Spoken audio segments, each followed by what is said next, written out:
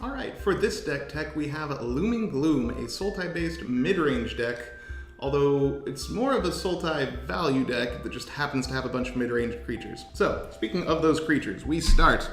Mesmeric Fiend is a classic card that shows up in a lot of cubes. Whenever it enters the battlefield, you get to look at your opponent's hand and exile a card underneath Mesmeric Fiend until it leaves the battlefield. So it's kind of like a duration to duress, if you will.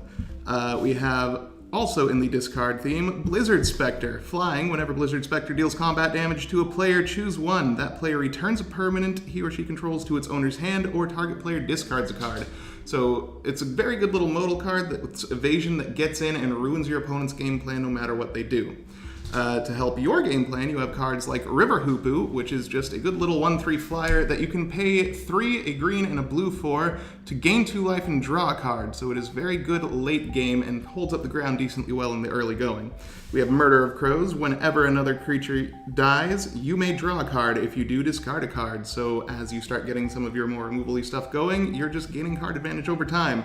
And with all this card draw, you have Lore Scale Coatl. It's a 2/2 for 3, which doesn't seem great by itself. However, every time you draw a card, not just for your turn, but for any reason, it gets a +1/+1 counter, so this card can get out of control pretty quick.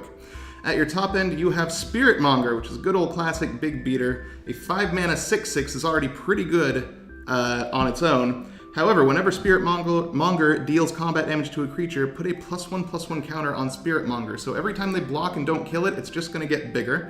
It can also regenerate itself for a single black, and for a single green, it becomes the color of your choice till end of turn, which is a bit of a weird ability, but relevant occasionally.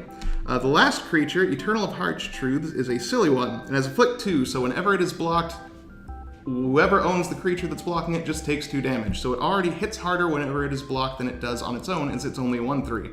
However, whenever it attacks and isn't blocked, you get to draw a card. That's before damage happens, just once blockers are declared. If nothing's blocking this, you draw a card. Divination also helps you draw cards, get to your business. Star Compass just helps fix your mana. This is a 3-color deck. And then we have some of the removal. Disfigure, good old-fashioned 1 black instant. Target creature gets -2/-2 till end of turn. Putrefy, one of the better removal spells in this color combination ever printed. You just get to destroy an artifact or a creature, and it can't be regenerated. Relevant if you're facing something like Spirit Monger. And then the newest card in the deck, the Eldest Reborn. It's the Black Saga from Dominaria. One of the better sagas I think they printed. The first turn it comes down, each opponent sacrifices a creature or planeswalker. In Battle Deck, this is probably going to be creatures, not too many planeswalkers floating around.